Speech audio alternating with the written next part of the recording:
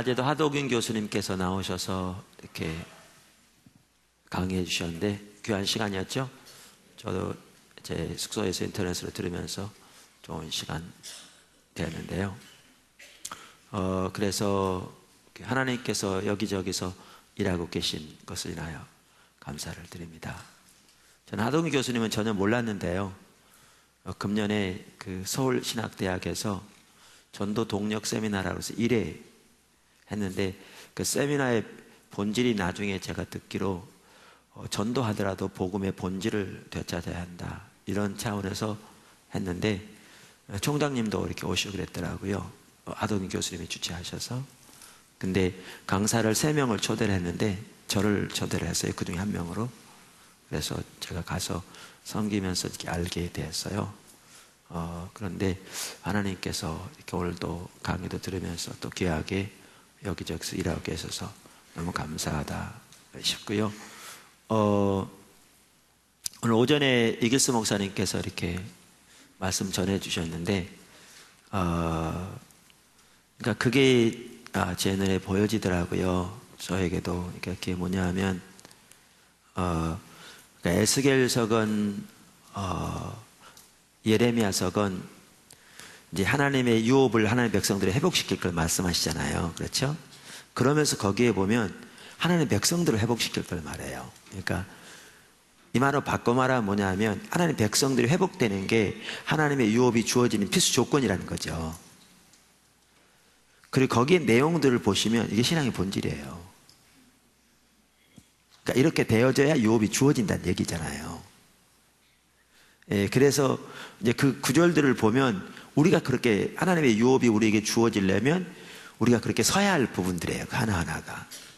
근데 이제 하나님께서 인도하고 계신 그대로 지금 하고 계시잖아요. 예, 그래서 그게 감사하고, 특별히 거기에 보면 이 목사님 잘 지적해 주셨는데, 제가 설교를 다 들었거든요. 이렇게 이 목사님 설교하시는 거를. 예, 잘 지적해 주셨는데, 하나님이 하시겠다고 나와 있잖아요. 내가 이렇게 하겠다, 내가 이렇게 하겠다, 내가 이렇게 하겠다. 근데 이제 이거죠. 하나님이 하신다고 해서 우리는 가만히 있으면 저절로 되느냐는 거죠. 아니죠. 특별히 그게 신약시대에 관한 예언이라고 많은 학자들이 얘기하는데, 그러면 신약시대면 자동적으로 되어지냐는 얘기죠. 아니잖아요. 우리는 신약시대에 사는데. 그러니까 이제 성경에는 그래서 하나님의 주권과 인간의 자유가 나란히 가잖아요. 그러니까 이건 뭘 보여주느냐 하면, 그러니까 하나님의 유업이 주어지려면 우리가 이런 상태에 있게 되어지는 것을 말하고 있고요. 그때 주어진 걸 말하고 있고요. 하나님이 그렇게 하시겠다고 말씀하시는 것은 하나님의 은혜를 부으시겠다는 거죠. 하나님의 은혜를. 근데 이제 이런 부분들은 저 개인적으로 전부터도 알고 있었어요. 당연히 알고 있었는데, 최근 들어서 더 이렇게 딱 보여진 게 뭐였냐면, 이거와 뭐가 딱 연결되지냐면, 제가 그 안식을 있으면서 스가랴를 딱 보면서 스가랴 3장이 딱 연결되어진 거예요. 제가 스가랴 3장도 오래전에 알고 있었고요. 또 그 부분에서도 설교를 한 적이 있고요. 또 그랬는데, 보여지는 게 거기에 스가랴 전체가 지금 두 번째 성전이 지어지는 것을 두고 직접적으로 말하지만, 우리가 여러 번 살펴본 대로 그 뒤에는 하나님의 교회에 대한 하나님의 비전이 나와 있잖아요. 그리고 거기에 나와 있는 대지상 여호수아만 하더라도 예표의 인물이라고, 그러니까 다가올 사람들에 대한 어떤 징표라고 이렇게 말하고 있잖아요. 그러면서 이제 보여지는 게 그거더라고요. 그러니까 한편으로는 하나님의 교회의 회복, 그 하나님의 비전의 그 성취, 하나님의 교회에 대한 그 일을 위해서 우리가 갈 때, 우리가 잘나서, 우리가 똑똑해서, 우리가 정말 하나님 앞에 쓸만해서 부른 건 아니라는 거죠. 그 여호수아의 예를 보더라도. 예를 들면 저 자신 보면요, 제가 말씀드린 대로 더욱더 그냥, 저는 요즘 그렇게 표현하는데, 세포 하나하나에까지 주님의 십자가의 보혈이 정말 필요한 걸 느낍니다. 예. 근데 하나님께서 그 사건을 통해서 뭘 보여주느냐 하면, 하나님이 거룩한 옷을 입히시잖아요. 더러운 옷을 벗기시고. 그러면서 거기에 뭐라고 써있냐면 하나님이 사단을 꾸짖으면서 예루살렘을 택한 여호와께서 꾸짖으신다고 그래요. 그러니까 이게 너무나 귀한 말인 게, 우리 하나님의 질투를 살펴봤잖아요.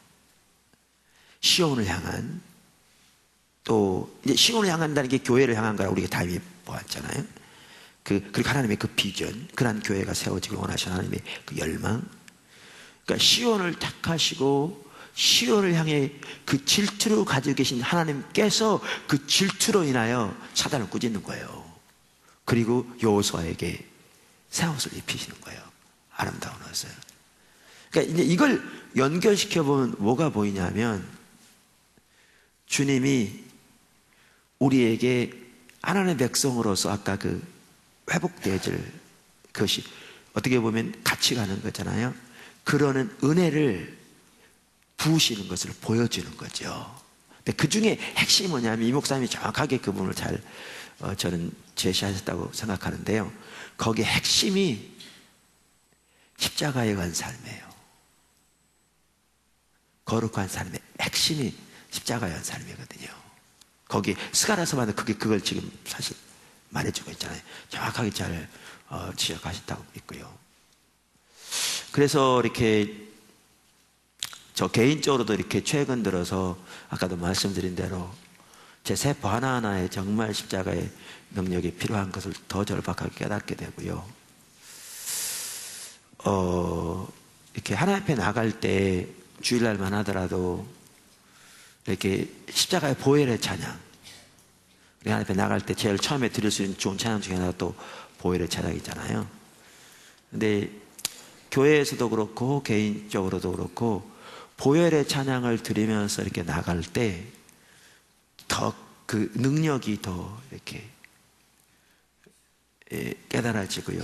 또 그 정말 주님의 십자가의 보혈 외에는 주 앞에 설 수 있는 능력이 없음을 더 인식하게 되고요. 그러니까 제가 말하고자 하는 바는 뭐냐 하면, 예루살렘을 택한 여호와께서 하나님의 질투 때문에 역사하시는데, 제가 첫날 말씀드린 것처럼 하나님께서 우리에게 신앙의 본질을 알리시고 강권적으로 저에게 알리시고, 제가 그 내용을 전혀 모르고 있을 때 오늘까지 인도해 오셔서 이것은 지금 하나님이 일하고 계신 걸 보여주는 거거든요. 이미 살펴봤잖아요. 그리고 제가 혹시 여러분은 못 보셨을 텐데 집에 가시면요, 제가 첫날 얘기한 지난주 화요 모임에 제가 설교라기보다는 쭉 나눈 게 있습니다. 제가 설교 안 하고 나눈다고 그렇게 나눴어요. 그거를 들으시면요 한 2시간 걸릴 겁니다. 제가 이 설교가 맞춰지면 홈페이지에는 이 7번의 설교 차례들 한 다음에 그 다음에 8번째 걸 올리게 할 겁니다. 그러면 하나님께서 일하고 계심이 보여질 텐데, 주님이 우리에게 뭐를 더 지금 현 시점에서 주시기를 원하시냐면, 하나는 하나님 지금 일하고 계신 걸 보이시잖아요. 그래서 우리는 정말 하나님 앞에 우리 자신을 보면 절망할 수밖에 없지만, 예루살렘을 택한 여호와께서 시온을 향해 질투를 가지고 계신, 질투도 보통 질투가 아니라 분냄으로 질투하시는 그 질투를 가지고 계신 하나님께서 그러니까 스가랴 3장에 나오는 여호수아에 가셨던 것처럼 그분의 질투로 인하여 우리에게 은혜를 부으시기 원하시는데, 그게 거룩한 삶을 위한 기름 부음을 붓기 원하세요. 그러면서 하시는 한 가지가 뭐냐 하면, 십자가의 능력으로 사는 삶을 어느 때보다 더 새롭게 은혜를 붓고 계세요. 그러니까 여러분들이 그 은혜를 더 절박하게 사모하고 더 배우고 더 구체적으로 더 발전돼 나가서 십자가에 관한 삶, 그래서 이수 목사님 십자가 능력으로 사는 삶도 새롭게 보시고, 제 책에 십자가 복음에 나오는 그 십자가에 관한 삶의 단원도 더 보시고, 또 주님 찾으면서 정말 그렇게 서시고요. 그리고 저는 이제 제 눈에 이렇게 질투가 보여지니까 하나님의 질투로 인해서 이렇게 하시는 거잖아요. 그게 보여지니까 제가 넘어질 때에도 십자가의 공로를 의지하여 나올 뿐만 아니라 예루살렘을 택한 여호와께서 사단을 꾸짖으시고 더러운 옷을 여호수아에게서 벗기시고 그 아름다운 옷을 입히신 것처럼 그 하나님의 질투로 인하여 그 은혜를 더 부어주시기를 하나님 앞에 간구하는 기도하는 그 더 담대함이, 더 갈망이 부어지더라고요. 그분의 질투를 보게 되니까 그분의 질투로 인하여 그렇게 해달라고. 그래서 그렇게 여러분들이 이렇게 주 앞에 서게 될 때 하나님이 은혜를 많이 부으실 겁니다. 주의 이름을, 그러니까 예루살렘을 택한 여호와께서 주의 이름을 위하여 그렇게 지금 하고 계시고 그렇게 하기를 원하시고 우리들이 그걸 알기 원하세요. 그래서 어제 저녁에 살펴본 것처럼 하나님의 그 질투로 인하여 우리가 신앙의 본질로 돌아올 때 하나님의 약속이 함께하고 계신 걸 인식하고, 모든 약속이, 그리고 하나님의 칠중 성령 역사가 동행하실 것을 깨닫고 믿음으로 담대하게 일어나 나가기를 원할 뿐만 아니라 거룩한 삶을 위한 기름 부음을, 또 십자가의 능력으로 사는 바로 그 은혜와 삶을 더 구하기를, 사모하기를 원하세요. 그렇게 보면 그게 연결이 되는 게요, 마르틴 로이드 존스 목사님의 부흥책을 보면 하나님의 부흥이 올 때마다 요한에슬레를 포함해서 이렇게 다 보면 그분은 그러거든요. 한 번도 예외 없이 부흥을 예비하는 단계에서 오직 믿음으로 말미암는 의, 다시 말하면 그게 십자가의 능력으로 사는 사람이잖아요. 그게 항상 재발견되었다. 이게 하나님이 은혜로 부으시는 역사잖아요. 하나님의 일을 이루기 위해서. 그래서 지금 이 시대에 그 일을 하고 계세요. 아까 그 교수님에게도 그런 일을 하고 계시잖아요, 지금. 제가 그분을 무시해서가 아니고요. 그분 젊음이 되지 그냥, 젊음은 아니죠. 저보다 젊기 때문에 제가 젊음이라고 그런 거죠. 나보다는 10살 좀 더 이상 젊으신 것 같아서. 젊은 분이 그래서 얼마나 귀합니까? 너무 감사하죠. 그런데 제가 그분 무시해서가 아니라 그분이 훌륭해서 그렇게 한 게 전혀 아닐 겁니다. 하나님 앞에 우리는 내세울 게 아무것도 없는데, 주님이 스가랴에서 나오는 것과 같은 예를 들면 그 하나님의 그 교회를 향한 하나님의 그 비전과 열망, 그거 이루시려고 일하고 계신 걸 보시는 거잖아요. 그러니까 그걸 하고 계세요. 이거와 연결해서 제가 어느 날인가 그렇게 이렇게 나눴었어요. 그냥 지나가는 투로. 여러분들은 그 말의 의미를 깊이 못 알으실지 모르는데, 제가 뭐라고 그랬냐면, 제가 이렇게 과거에 정말 힘들 때 세미나 가고 그러면 정말 하나님이 세계적으로 귀하게 쓰신 분들이 그냥 하는 얘기가 이렇게 나만 이렇게 쓰실 게 아니다, 여러분도 그렇게 세울 거다, 막 이렇게 얘기할 때 앉아서 듣다 보면 뭐 좋은 얘기고 다 그렇지만 나는 어느 세상에 그렇게 되나, 나는 정말 지금 뭐 이렇게 앞이 안 보이고 아무것도 안 돼서 정말 개척하면서 고생하는데 뭐 앞이 안 보이는 상황에서 정말은 세계적으로 하나님 쓰시는 분인데, 그럴 때 그 말이 안 와닿았어요. 근데 주님께서 이렇게 일하시면서 어느 순간에 뭐 제가 아직 그런 단계는 안 이뤘을지 모르지만 하나님이 일하시기 시작하시면 역사하시더라고요. 근데 최근에 갑자기 하나님께서 제 마음에 그런 걸 딱 연결시키시면서 저에게 어떤 부분을 딱 깨닫게 하시냐면, 하나님께서 저에게 은혜를 주셨다면 그 은혜를 주셨는데 저만을 위한 게 아니고 그런 수많은 사람들을 세우기 위한 거죠. 하나님 지금 그 일을 하고 계신 거예요, 여러분 가운데. 그래서 여러분 가운데 그렇게 하나님께서 어쩌면 저보다 더 귀하게 세우실 사람도 많이 있을 거고요. 왜냐하면 하나님 이 시대에 그 시온을 향한 하나님의 질투 때문에 바로 그 일을 하고 계세요. 그 일을. 그래서 그 은혜를 붓기 원하세요. 붓고 계세요. 붓고 계세요. 그러니까 여러분들이 그런 맥락에서 이렇게 주님을 찾고 사모하고 구하고, 정말 주님의 질투를 의지하여 주 앞에 서고, 이렇게 하면 하나님이 어느 때보다 더 귀한 하나님의 은혜를 쏟아 부으실 줄로 믿습니다. 오늘은 마지막 시간인데요. 제가 포도나무 교회에서 아까도 말씀드린 대로, 이번에 쭉 얘기 나눈 대로 안식을 다녀와서 이렇게 잘 보여져서, 이렇게 제가 이제는 여러분도 보이실 것 같아요. 하나님이 구체적으로 우리에게 이 시대에 주시는 말씀이 보여지더라고요. 성경에 나온 하나님의 말씀 분명히 그거지만 구체 우리에게 적용되는 그 말씀이 보여지더라고요. 또렷하게. 그래서 이렇게 나눴는데, 자, 이렇게 쭉 시리즈를 나누다가 이제 다음 시로 넘어가려고 이렇게 했는데 제가 기도하는 중에 하나님 못 넘어가게 하시더라고요. 이 부분을. 그러면서 저한테 이거를 뭘 어디로 딱 연결시켜 주셨냐면 이사야 하반부로 딱 연결시켜 주셨어요. 근데 이제 이게 이사야 하반부에 나오는 유업과 같은 정확하게 유업이거든요. 이제 조금 더 살펴볼 텐데, 근데 제가 이사야 하반부를 살펴보기 시작하면 그거는 또 다른 한 큰 토픽이거든요. 그거 하려면 최소한 제가 보기 2주 이상, 2주간 2달 이상 걸려야 되거든요. 이렇게 쭉 살펴보려면 최소한 한 10주 정도는 살펴볼. 그리고 한편의 일부는 살펴보기도 했고, 교회에서도. 그래서 내가 다시 그걸 하기를 원치 않았어요. 근데 이렇게 기도하는 중에 전체는 아닌 것 같은데 그 연결성을 보기 원하시는 것 같더라고요. 그래서 제가 그 부분에 이제 나눴습니다. 나눴고 이제 그 한 타임만 나누고 바로 이제 다음 주제인 말씀의 한 삶, 그러니까 어떻게 큐티를 포함해서 성경을 통해 하나님의 음성을 또 행할 건가, 이 부분 하나님이 교회에서 살펴보기 원하셔서 이제 그 부분을 이렇게 넘어갔는데, 제가 이번 설교를 준비하면서도요 그 부분을 거기 들어가야 될 것 같더라고요. 근데 그게 이제 오늘 그 부분을 나누는데 이게 뭐와 관련되느냐면요, 이게 부흥과 관련되는 겁니다. 여태까지 살펴본 게 뭐와 관련되느냐면 회복과 관련되는 겁니다. 그러니까 오늘 하동근 교수님은 그러니까 부흥과 이렇게 할 때 부흥이라면 revival, 그러니까 문자 그대로 말하면 회복이에요.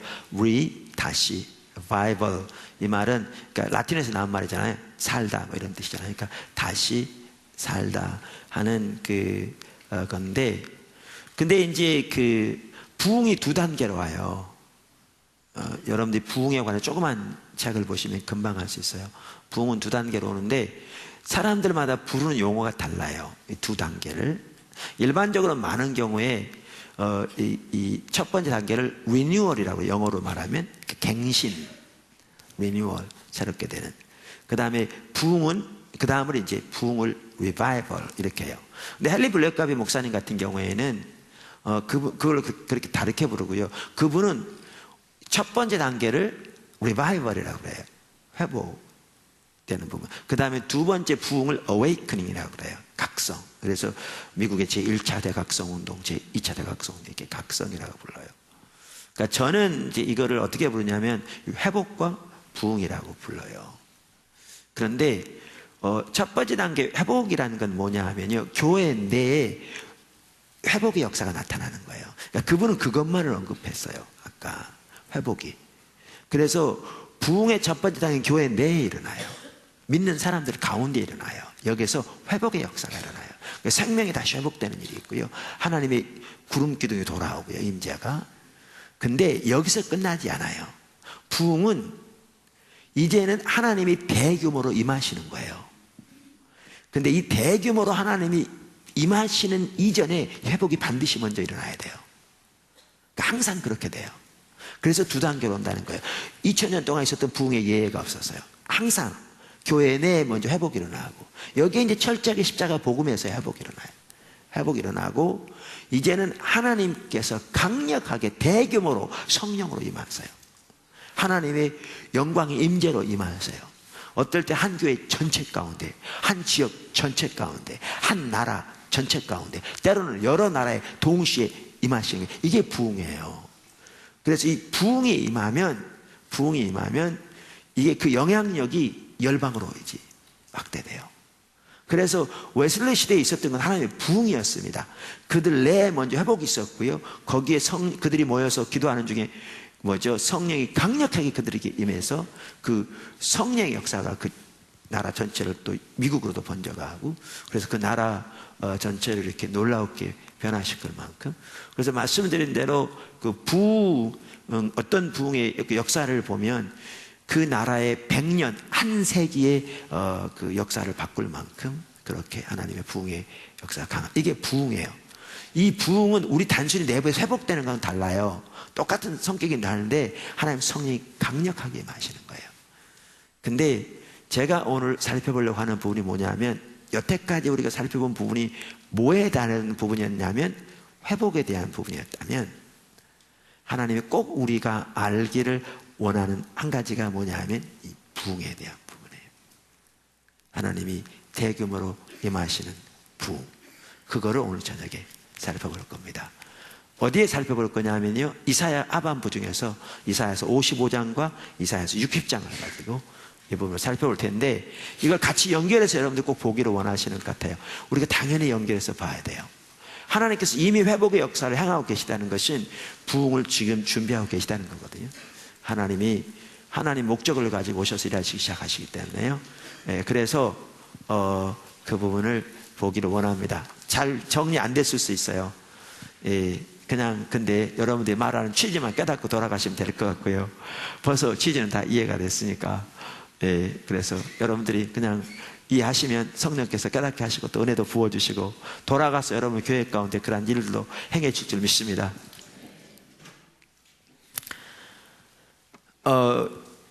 말씀드린 대로 그러니까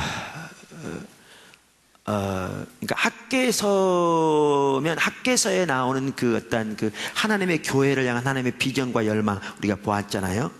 이거와 이사야 하반부에 나오는 그 교회 회복의 그 비전과 사실은 같은 내용이에요. 같은 예언이에요. 우리가 이사야 하반부에 대해서는 몇 차례 살펴봤어요. 그러니까 제가 지금 자세히 하려고 하지 않아요. 아까 지금 저는 오늘 두 장에 나오는 부흥과 관련된 하나님의 약속을 이제 보려고 하는 거예요. 근데 그 전에 간단히 이사야 하반부에 대해서 제가 간단히 그 배경을 설명하고 넘어가면, 이사야 하반부 하면 이사야 40장부터 66장까지예요. 근데 여러분 성경을 보시면 이사야는 서기전 8세기 사람인데 남방 유다가 멸망한 것은 그로부터 한 150년쯤 후의 일인가요? 그런데 이사야 하반부는 이스라엘 백성들이 멸망해서 바벨론의 포로로 잡혀가 있는 상황을 염두에 두고 쓰여졌어요. 그러면서 거기에 보면 하나님이 저들을 회복시킬 걸 말씀하세요. 그러니까 에스겔서 어제 살펴본 36장처럼 고토로 돌아오게 할 거다. 똑같은 예언이에요. 그러니까 회복시킬 걸 말씀하시면서, 그래서 거기에는 제일 먼저 뭐가 거기에 들어있는가 하면요, 바벨론을 포로로 잡혀가 있는 이스라엘 백성들이, 보다 구체적으로 말하는 유다 백성들이죠. 북방 이스라엘을 이렇게 멸망해서 흩어졌으니까. 근데 제가 이스라엘 그러면 이제 그걸 다 합해서 이스라엘 그러니까 상호 교환적으로 사용하고 있는데요. 그래서 바벨론 포로로 잡혀가 있던 유다 백성들이 돌아올 것을 예언하는데, 첫 번째는 이렇게 하나님 백성의 회복을 말하면서 그 속에 어떤 예언이 같이 들어있냐면요, 예수님을 통한 인류의 구속이 예언이 같이 들어있어요. 왜냐하면 가장 핵심적인 회복이 뭐겠어요? 예수님을 통한 구속이잖아요. 오늘 오후 시간에 우리 하동 교수님 얘기, 그게 가장 궁극적인 회복이죠. 그래서 거기에는 그 예언이 섞여 있어요. 이렇게 같이 그렇게 섞여 있기 때문에요, 이사야 하반부에는 신약이 없이도 예수님을 통한 구속을 이해할 만큼 주님의 고난에 대한 예언, 그리고 부활에 대한 예언이 많이 들어있고요. 그래서 일부에서는 이사야 하반부를 구약의 복음이라, 고대인을 위한 복음이라 부르기도 하고요, 이사야서를 제5복음서라고 부르기도 합니다. 거기에 그렇게 많은 예수님의 구속에 대한 예언이 들어있고요. 그래서 여러분 에디오피아 국왕의 국고를 맡은 내시가 뭘 통해서 구원받았느냐? 이사야 53장을 통해 구원받았고요. 오늘날에도 유대인들은 대부분 어떤 구절을 통해서 구원받는 줄 아십니까? 이사야 53장을 통해서 구원받아요. 오늘날에도 많은 유대인들은. 그래서 이처럼 이사야 하반부에는 예수님을 통한 인류의 구속이 같이 예언돼 있어요. 근데 거기에 한 가지 더 예언이 들어있어요. 더 예언이. 그게 뭐냐 하면 교회 회복에 대한 예언이 들어있어요. 그러니까 교회에 대한 예언이 들어있어요. 근데 전체 주제가 회복이거든요, 이사야 하반부. 그래서 거기에 교회 회복에 대한 예언이 들어있어요. 어떻게 그걸 아느냐면요, 종의 그 신분을 보아도 그걸 알아요. 이사야 하반부에는 종이 나와요. 근데 세 종류의 종이 나오는 걸 볼 수 있거든요. 세 종류의 종이. 첫 번째 종류의 종은 이스라엘이에요. 그래서 예를 들면 이사야서 41장 8절에 뭐라고 되어 있냐면 나의 종 너 이스라엘아. 그러니까 여기 보면 종이 이스라엘 써 있어요. 이처럼 한 종류의 종은 이스라엘이에요. 44장 1절, 2절, 45장 4절에도 똑같이 나와 있어요. 그 다음에 거기 이사야 하반부에는 아까 그 종이 나오는데 또 종이 누구를 가리키냐면 고난의 종으로 오실 메시아를 가리켜요. 그 종이 있어요. 고난의 종으로 오실 메시아. 그런데 거기에 또 한 종류의 종이 있어요. 근데 이 종은 복수의 형태로 나와요. 단수의 형태로 나오지 않고요. 이들은 이스라엘도 아니고 고난의 종도 아니에요. 또 다른 종류의 종들이 있어요. 그리고 이들은 복수의 형태로 나오는데 이사야서 53장 이후로는 종은 더 이상 단수로 나오지 않습니다. 53장 이후로는 종은 다 복수로 나옵니다. 그러면 이들의 정체가 누구냐? 이 바로 종들이라고 나온 이들의 정체가 누구냐? 제가 가지고 있는 그 NIV 스터디 바이블이라고 있거든요. 조한더반에서 나온 그러니까 미국에서 출판된 거기에 보면 이제 스터디 바이블 해가지고 여기 참 책이 잘 나와서 여기 이렇게 여백에 간단한 주석이 달린 책이거든요. 성경책이거든요. 그런데 거기에 보면 그 편집자들이 여기에 나오는 이사야서 53장 이후 4장부터는 복수로만 나오는데 이 종들의 정체에 대해서 이렇게 써놨어요. 제가 우리말로 그대로 직역한 거거든요. 이렇게 써놨어요. 주님께 대한 신실한 자들인 참된 신자들이다. 그들은 유대인과 이방인을 모두 포함한다. 이사야서 56장 6절에서 8절을 보라. 그들은 한편은 그 종, 그러니까 이사야 53장 10절에 나온 그 종, 누구 말합니까? 메시아. 그 종의 후손들이다. 다시 말하면 누구라는 거예요? 메시아의 후손들로서 그 종 안에 있는 무리들이라 그 말이죠. 그러니까 누굽니까? 교회를 가리킵니다. 그래서 닉키 감불 목사는 이들을 예수 그리스도 안에 있는 무리인 교회라고 부릅니다. 그러니까 여기 이사야 하반부에는요 교회 회복에 대한 예언이 같이 들어있어요. 여기에 보면 이사야 하반부에는. 그래서 말씀드린 대로 이사야 하반부 40장부터 66장까지 그 세 가지 회복의 그 예언이 같이 섞여 있습니다. 딱 이렇게 섞여 있는데 그 중에 하나가 뭐냐 하면 말씀드린 대로 교회 회복에 대한 예언입니다. 그렇기 때문에 스가랴에서 말하는 다가오는 하나님의 교회를 향한 하나님의 그 비전과 그 열망, 그리고 이사야 하반부에서 말하는 그 예수 안에 있는 무리들에 대한 예언, 그리고 그들의 회복에 대한 거죠. 결국 이게 같은 걸 말하는 겁니다. 같은 내용입니다. 이제 그러면서 이사야 하반부 보면 살펴볼 많은 부분들이 있습니다. 근데 제가 아까도 말씀드린 대로 오늘 저녁 살펴보려고 하는 것은 이사야서 55장과 이사야서 60장 두 장을 살펴보는데, 특별히 두 장을 살펴보는 이유가 뭐냐 하면 이게 하나님의 부흥과 관련된 거라는 거죠. 하나님의 부흥과 관련된 거라. 그래서 그 부분을 살펴보려고 합니다. 아멘. 뭐 하려고 하신지 아시겠죠? 자, 그러면 첫째 이사야서 55장을 좀 살펴보려고 하는데요. 이사야서 55장. 자, 그거를 제가 이렇게 제목을 달았습니다. 다윗에게 주신 하나님의 은혜. 다윗에게 주신 하나님의 은혜. 그러니까 스가랴에서 나오는 하나님의 비전. 지금 이것이 제가 말하는 거는 스가랴에 나오는 하나님의 비전이다, 또 이사야 하반부에 나온 하나님의 비전이다, 이런 걸 말하는 게 아니라 주님이 그 일들을 우리 가운데 지금 행하고 계시다. 저는 그 얘기하고 있는 겁니다. 다른 말로 하면 지금 우리를 그리로 초청하고 계신다. 지금 이 시대 하나님이 그 일들을 우리 가운데 행하고 계신다. 이 얘기하고 있는 겁니다. 이 얘기하고 있는 겁니다. 무슨 말 아시겠죠? 하나님 그 일을 하고 계세요. 그 일들을. 자, 그러면 그런데 제가 이사야서 55장을 살펴보는 이유 중에 하나는요, 이거는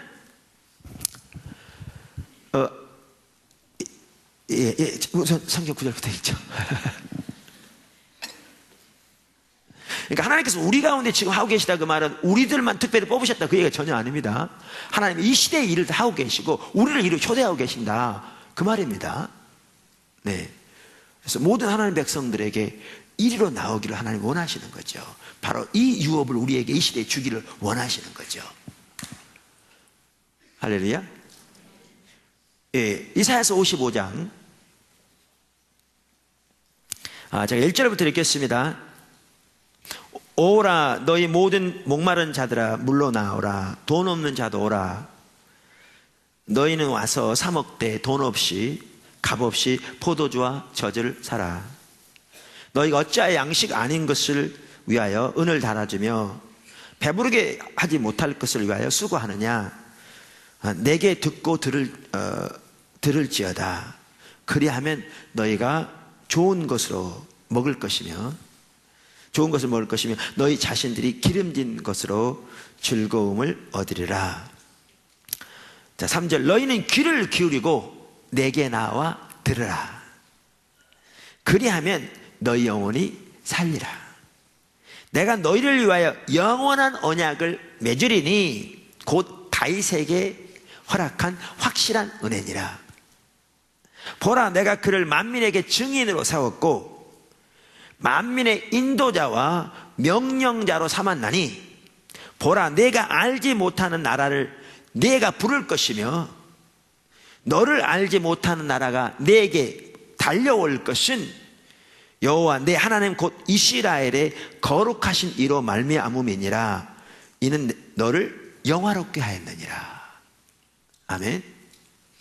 자, 제가 아까 뭐라고 그랬냐면 하나님께서 이 시대에 바로 이 일로 우리를 초대하고 계신다 그렇게 말했을 때 여러분 이렇게 당장 반문할 수 있어요.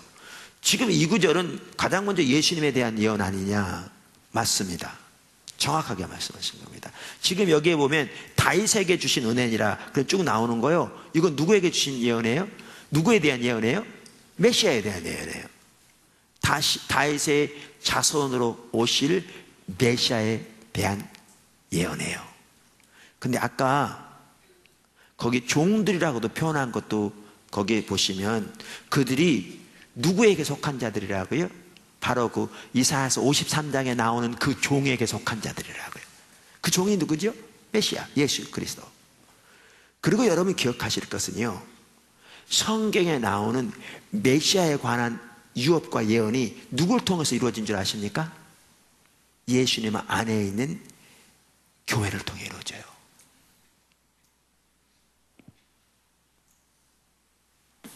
안 믿으시는 것 같다.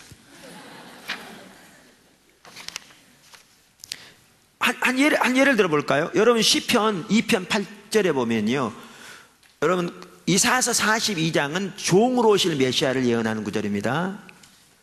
시편 2편은 왕으로 오실 메시아를 예언하는 구절입니다. 예수님께서 물에서 세례를 받고 올라오실 때, 혹은 침례를 받고 올라오실 때 하늘에서 비둘기의 형체를 가지고 이렇게 성령이 예수님에 임하셨고 음성이 들리기를 이는 내 사랑하는 아들이요 내 기뻐하는 자라 그랬는데요, 학자들이 다 동의합니다. 여기에 내 사랑하는 아들이요 이 말은 시편 뭐죠? 2편에 나오는 왕으로 오실 메시아를 의미하는 것이고, 내 기뻐하는 자라 이 말은 이사야서 42장 1절에 나오는 종으로 오실 메시아를 의미하는 거라고 다 일반적으로 얘기합니다.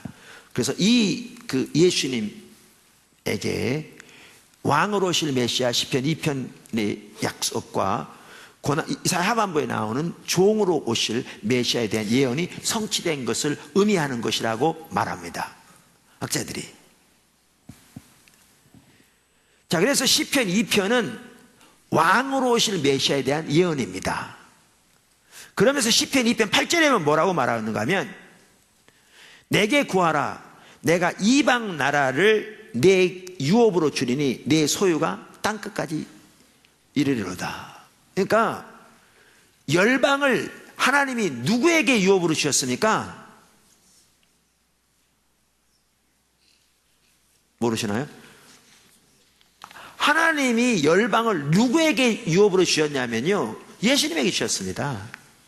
그래서 모든 무릎으로 그 예수님 앞에 무릎을 꿇게 하시고 예수님 주라 신하게 하시고 모든 열방을 유업으로 예수님에게 주셨습니다. 누가요? 하나님 아버지께서. 근데 여러분 이걸 기억하셔야 돼요. 열방이 예수님에게 유업으로 주어지는 것이 누구를 통해서 이루어집니까? 예수님 안에 있는 교회를 통해 이루어집니다.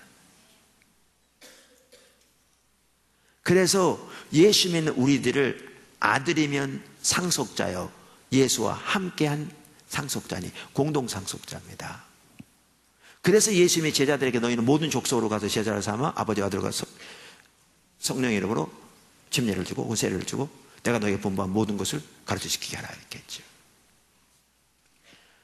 여러분 예수님에게 주신 유업이 예수님 안에 있는 교회를 통해 이루어집니다.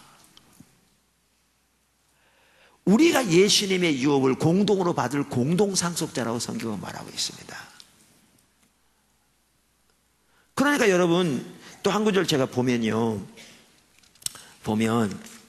여기 한번 보실래요? 이사야서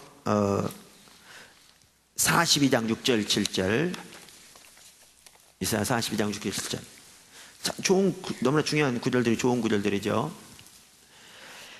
나 여호와가 의로 너를 불렀은즉 내가 내 손을 잡아 너를 보호하며 너를 세워 이방의 언약과 백성의 언약과 이방의 빛이 되게 하리니 내가 눈먼 자들의 눈을 밝히며 갇힌 자를 옥에서 이끌어내며 흑암에 앉은 자를 감방에서 나오게 하리라. 자, 이사야서 이제는 49장 6절과 6절입니다. 아까는 42장 6절 읽었고요. 이제는 49장 6절입니다. 사실 42장 6절과 비슷한 내용입니다. 그가 이르시되 내가 나의 종이 되어 야곱의 지파들을 일으키며 이스라엘 중에 보존된 자를 돌아오게 할 것은 매우 쉬운 일이라. 내가 너를 이방의 빛으로 삼아 나의 구원을 베풀어서 땅끝까지 이르게 하리라. 자, 이 두 구절을 제가 읽었는데 이 구절이 누구에게 대한 예언인 줄 아십니까? 메시아에 관한 예언입니다. 왜냐하면 이 두 구절 다 아까 이사야 하반부에는 고난의 종으로 오실 메시아에 대한 종의 노래가 4개 있는데요, 신약 성경에는 복음서가 4개가 있고요, 구약 신약 성경은 27권인데 이사야 하반부는 27장이에요. 신약 성경은 침례 요한으로부터 시작해서 새하늘과 새 땅으로 끝나는데요, 혹은 세례 요한, 제가 침례가 목사니까 이사야 하반부는 세례 요한부터 대한 예언부터 시작해서 새하늘과 새 땅으로 끝나요. 근데 거기에 보면 고난의 종에 대한 노래가 4개 있는데요, 이 지금 읽은 두 구절은 그 중에 2개 나온 얘기입니다. 이 둘 다 일반적으로 학자들이 예수님에 관한 예언이라고 받아들이는 구절입니다. 근데 사도행전 13장 46절을 보십시오. 사도행전 13장 46절, 비시디아 안디옥에 있었던 일입니다. 사도 바울이 복음을 유대인들에게 전하는데 저들이 자꾸 대적하고 안 받아들이니까 내가 이방인에게 가겠다, 그렇게 말하면서 한 얘기입니다. 자, 찾으셨습니까? 13장 46절.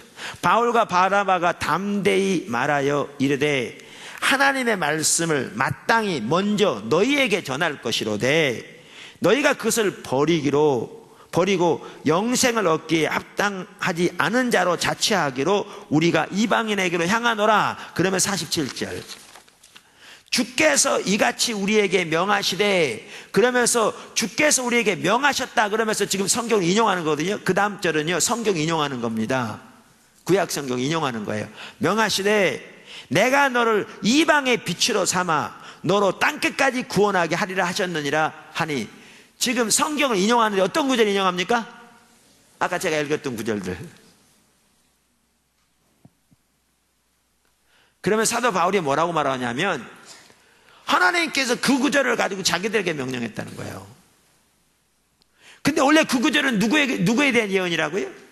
메시아에 대한 예언이라는 거예요. 이것은 하나님이 하셨으니까 뭐 바울이 내 거다 그런 게 아니고 하나님이 하셨다는 얘기잖아요. 근데 하나님이 하셨다고 해서 그러면 이 말은 바울이 메시아라는 얘기입니까? 말도 안 되죠. 바울은 전혀 그럴 사람이 아니죠. 그럼 이 말은 뭐예요? 예수님에게 주신 유업이요, 그 안에 있는 교회를 통해 이루어집니다. 이게 성경 전체가 말하는 바입니다.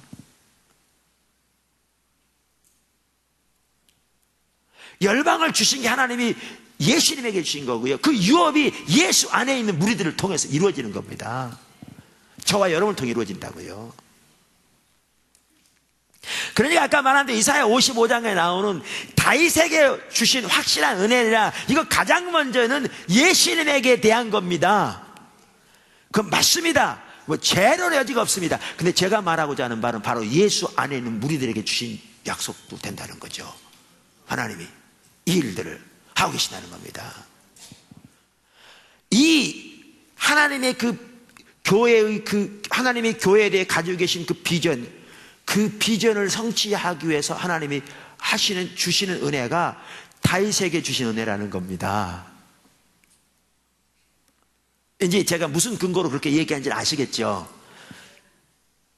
저 갖다 붙인 게 아니에요. 저는 분명히 그렇게 볼 수 있다고 확신합니다. 네, 다윗에게 주신 은혜라는 겁니다. 그럼 다윗에게 주신 은혜가 뭐게? 근데 저는 그게 의미가 깊은 것 같더라고요. 그래서 나누는 거죠. 의미가 깊은 것 같더라고요. 어떤 의미에서 의미가 깊냐면요, 하나는 이게 왕적인 기름 부음입니다. 다윗은 왕이었거든요. 사실 우리는 다 예수님 안에서 뭐예요? 왕 같은 제사장들입니다. 주님 안에 있으면 우리에게 다 왕적인 기름 부음이 함께하고 있습니다. 그 성경에 이렇게 안 써있던가요? 너희는 왕 같은 제사장들이요. 죄는 여지가 없습니다. 성경이 명백하게 말하는 거죠. 왕적인 기름 부음인데요, 제가 다윗에게 주셨던 그 은혜를 이렇게 보면서, 이럴 때 물을 마셔야 돼요. 목이 타니까.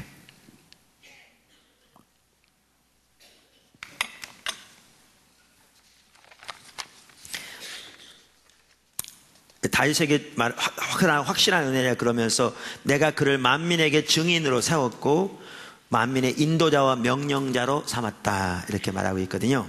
근데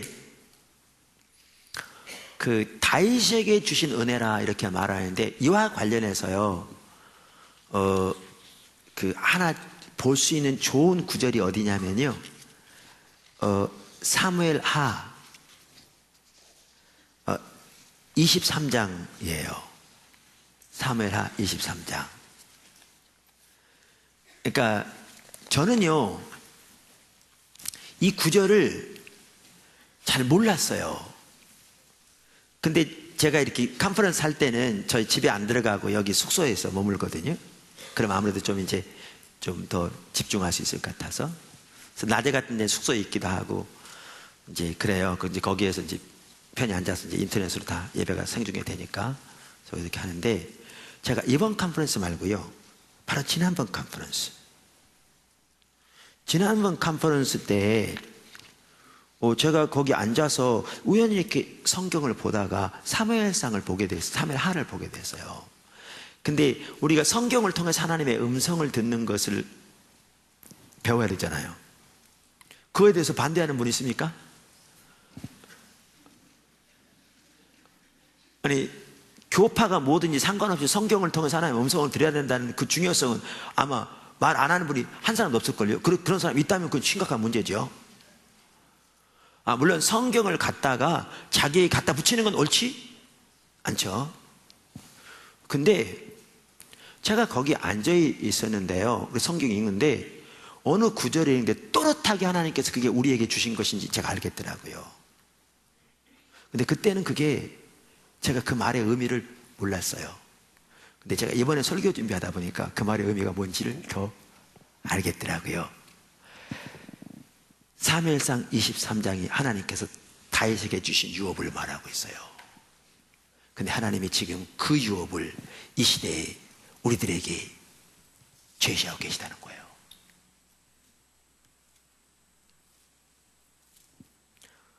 제가 써놨어요. 그날이에요. 2011년 4월 21일이었어요. 20이었어요. 23차 십자가 성령 캄, 지난 번이 아니군요. 한참 전이군요. 23차 십자가 성령 컨퍼런스 3일째 아침 성교관 숙소에서. 왜냐면 제가 그걸 적어놨었거든요. 그 당시에. 또렷하게 주님께서 주신 것을 이렇게 알 것 같더라고요. 그러면 여기 한번 보시면요. 귀한 거를 볼 수 있는 것 같더라고요. 그리고 이게 마음이 어떨 때는 이렇게, 야, 정말 우리가 주님 안에 머물 수만 있다면 주님의 얼굴을 구하고 그 한테 머물러서 아까 말한 주께 나와 주님 목소리를 청종하여 순종하는 그 삶 가운데 머물러만 있다면 정말 하나님 하실 일이 기대되는 거죠. 기대되는 거죠. 근데 이사 사무엘 23장 찾으셨죠? 1절부터 한번 보시겠습니다. 몇 절 안 볼 거예요. 조금만 볼 거예요. 이는 다윗의 마지막 말이라. 그러니까 다윗이 마지막 한 말이에요. 이새의 아들 다윗이 말하며, 그러면서 다윗을 뭐라고 표현하고 있냐면요, 높이 세워진 자, 야곱의 하나님으로부터 기름 부음 받은 자, 이스라엘의 노래 잘하는 자가 말하노라. 제가요, 이게 여러분 저를 그렇게 비방해도 좋아요. 그 하나하나까지 그대로 갖다 그냥 무조건 갖다 붙이면 그 너무나 성경을 과하게 해석하는 거 아니냐. 그럴 수 있습니다. 예, 일리가 있는 말입니다. 그리고 욕하십시오. 괜찮아요. 예. 근데 저는요, 하나님이 다윗에게 주신 은혜를 베푸신다고 그럴 때 다윗이 이런 사람이었는데 실제로 우리 가운데 하시는 걸 보면 그런 일들이 비슷하게 일어나는 것 같더라고요. 그러니까 이 부분에 있어서는 제가 여태까지 다윗이 이렇게 주신 은혜라, 이거는 제가 성경적 분명히 확실하게 저는 이렇게 해석할 수 있는 걸 다 근거로 보여드리는데 이거는 문제가 없는데, 제가 지금 말하고자 하는 이런 부분까지 그렇게 갖다 붙일 수 있냐? 그건 여러분들이 그냥 적당히 알아서 해석하세요. 근데 제가 보기에는 이런 부분도 실제로 하고 계시더라고요. 그게 무슨 말이냐면, 여기에 보면 다윗이 자기를 말하면서 그는 어떤 자였어요? 통치자였어요. 다스리는 자, 왕이었잖아요. 아까 왕의 기름 부음이라니까 하나님께 주시는 게. 예수 안에는 우리들은 왕 같은 제사장이에요. 그거 모르셨습니까? 왕 같은 제사장이에요. 근데 왕의 기름 부음인데 여기에 보면 다스리는 자, 통치하는데, 그러니까 리더라는 거죠. 리더라는 건데, 여기에 다윗은 다윗한테 뭐라고 하냐면 이스라엘에서 싱어라고 그랬어요. 이스라엘 찬양하는 자. 이게 정말 귀한 것 같더라고요. 그러니까 하나님을 예배하는, 찬양하면서 예배하는 자, 왕은 좀 다른 것 같아요. 어떻게 왕이, 이 기름 부음은 좀 다르잖아요. 왕은 좀 위엄을 갖추고 앉아서 뭐 이렇게 통치하고 다스리고 명령하고 이래야 되는데, 왕과 어떻게 하나님을 찬양하는 자와 노래하는 자와 어떻게 같이 가느냐고요. 근데 다윗의 삶 속에는 정확하게 같이 갔어요. 근데 오늘날 우리 가운데 봐도요, 하나님의 사람들이 주님과 친밀한 교제가 열려가면 세워질 때 가장 먼저 하시는 게 뭐냐면 그들 삶 속에 예배가 온전하게 드려지는 걸 세워지면서 하시더라고요.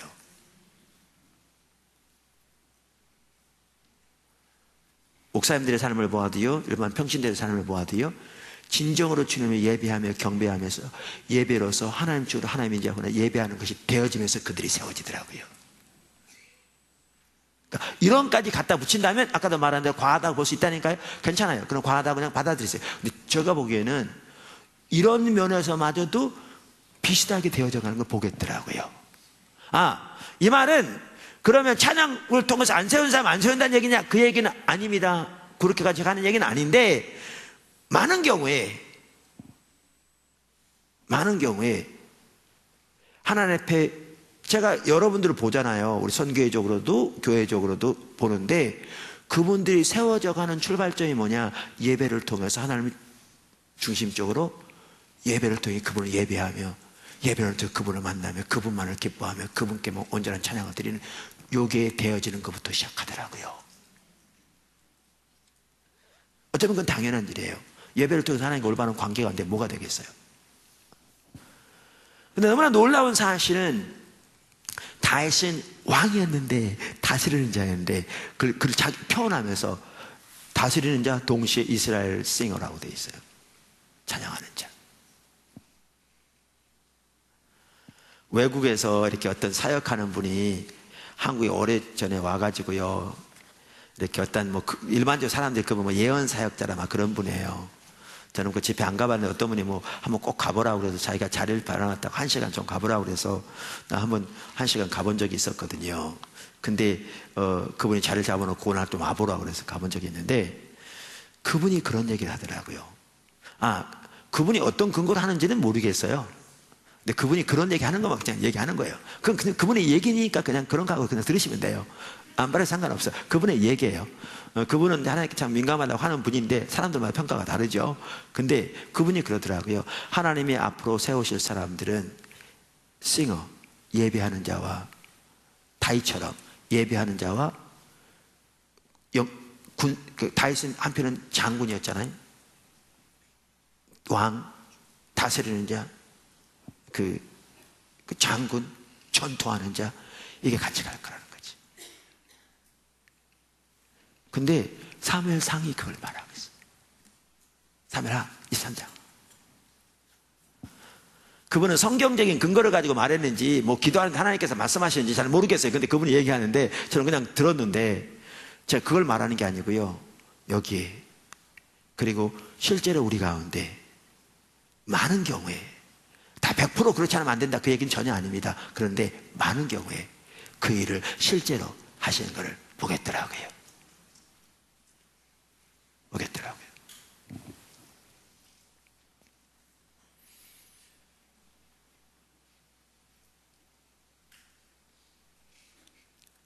그리고 다윗은 2절에 보면 뭐라고 나오냐면 여호와의 영이 나를 통하여 말씀하시며 그의 말씀이 내 혀에 있도다. 그에게는 말씀의 권세가 있었고요. 선지자였고요. 하나님이 이렇게 세우시는 다윗의 무리들에게 그들을 하나님 앞에 진정한 예배자로 거기에 권위와 통치를 주시고 영적 전쟁에 능한 강한 용사로 세우실 뿐만 아니라 그 입술에 강력한 하나님이 말씀의 권세를 주시는 자들로 세우시는 그 축복이 있으면 얼마나 좋겠습니까?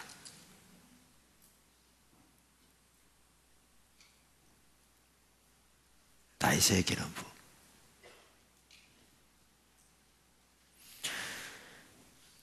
그러니까 하나님께서 이렇게 세워가실 때 이들이 다스리는 자라고 하면 리더들이 될 거라 그 말이거든요. 많은 사람이 영향을 미치는. 그러면서 그 다음에 보면 하나님을 경외함으로 다스려야 할 것, 공의로 다스려야 할 것. 그 다윗 속에 배울 수 있는 중요한 부분들이 있어요. 그건 그냥 제가 읽고 넘어갈게요. 3절. 이스라엘 하나님이 말씀하시되 이스라엘의 반석이 내게 이르시기를. 이스라엘 반석 하나님이십니다. 사람을 공의로 다스리는 자, 하나님을 경외함으로 다스리는 자요. 이게 다윗이었어요. 우리가 배워야 할 중요한 부분이죠. 자, 그러면서 이렇게 하나님이 이들을 리더로 하나님이 우리들을 리더로 세우셔서 영향을 미치게 하실 때 하나님을 경외함으로 공의로 다스리면 이 훌륭한 리더십의 결과가 어떻게 될게 그 다음 절에 나오거든요. 여러분, 훌륭한 리더십은 귀한 축복입니다. 동의하십니까? 훌륭한 리더십은 귀한 축복입니다. 수많은 사람들에게. 근데 다윗의 삶을 말하면서 그가 이런 사람이었다. 그러면서 이렇게 공의로 다스렸는데 그 공의로 다스리는 그의 리더십의 축복을 그 다음 절에 이렇게 시적으로 표현했어요. 그 다음 절에 뭐라고요? 그는 돋는 해의 아침빛 같고 구름 없는 아침 같고 비 내린 후에 광선으로 땅에서 움이 돋는 새풀 같으니라 하시니라. 그의 이러한 훌륭한 리더십을 통해서 얼마나 하나님의 복된 축복이 이스라엘 전체에 미치게 되었는가라는 것을 시적으로 표현하고 있죠. 하나님이 우리들을 세워가실 때 우리가 이렇게 신실하게 공의로 하나님을 경외함으로 주님을 순종해 나가면 저와 여러분을 통해서 하나님이 하실 이런 일들을 하실 줄로 믿습니다. 이 나라와 열방 가운데서 그렇게 되길 축복합니다. 그렇게 축복합니다. 너무나 귀한 표현입니다. 전 이제 여기다 영어 NIV 성경으로 써놓고 그러는데 너무나 귀한 표현이에요. 근데 이제 그 다음 절에 이렇게 말해요. 제가 그 다음 절까지만 읽겠습니다. 참음할 만한 말이기도 해요. 내 집이 하나님 앞에 이같이 아니하냐. 하나님이 나와 더불어 영원한 언약을 세우사 만사에 구비하고 견고하게 하셨으니 나의 모든 구원과 나의 모든 소원을 어찌 이루지 아니하시랴.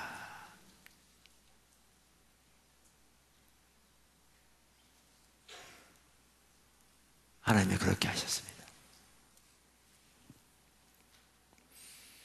그러니까 이것을 직접 아까도 말한 다윗의 기름 부음에 갖다 붙일지는 모를지 모르지만 다윗에게 허락한 확실한 은혜를 주시겠다고 그랬는데 다윗에게 허락한 확실한 은혜가 지금 이거였잖아요.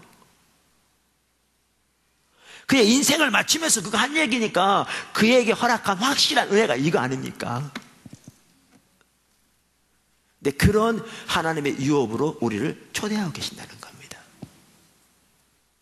그러니까 하나님의 그 교회가 하나님의 의도하신 대로 세워지기를 위해서 우리가 하나님 부르실 때 나갈 때 이 하나님의 역사가 이런 자들에게 하나님이 다윗에게 허락한 은혜를 주실 것을 말씀하시는 겁니다. 지금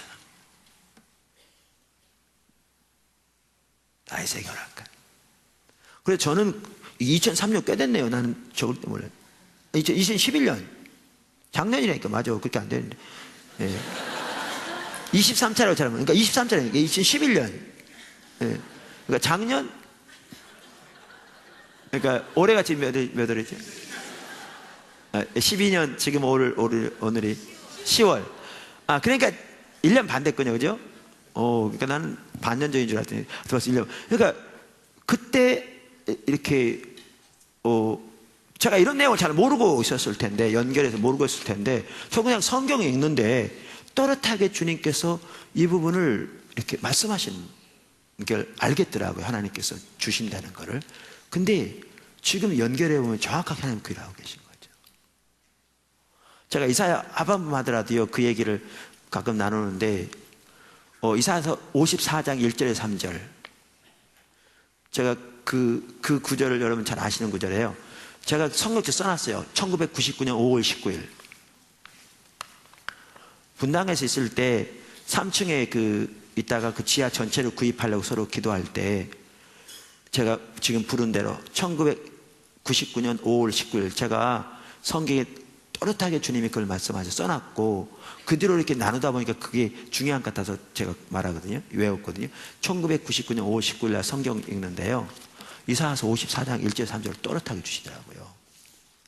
있는데 그러니까 주님이 분명히 주님이 주시는 말씀이라는 걸 알도록 주시더라고요.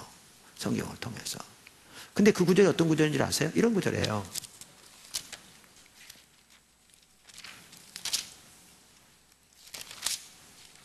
잉태하지 못하며 출산하지 못한 너는 노래할지어다. 산고를 겪지 못한 너는 외쳐 노래할지어다. 이는 홀로 된 여인의 자식이 남편이 낸 자식보다 많음이라 여호와께서 말씀하셨느니라. 내 장막터를 넓히며 내 처소 휘장을 아끼지 말고 널리 펴되 너의 줄을 길게 하며 너의 말뚝을 견고히 할지어다. 이는 내가 좌우로 퍼지며 내 자손은 열방을 얻으며 황폐한 성읍들을 사람 살 곳이 되게 할 것이라. 여러분 1999년이니까 얼마 안 됐습니까? 오래됐습니까? 오래됐습니다. 포도나무길 초입니다. 이때까지만 해도 제가 이사야 하반부 이런 내용을 잘 모르고 있었습니다.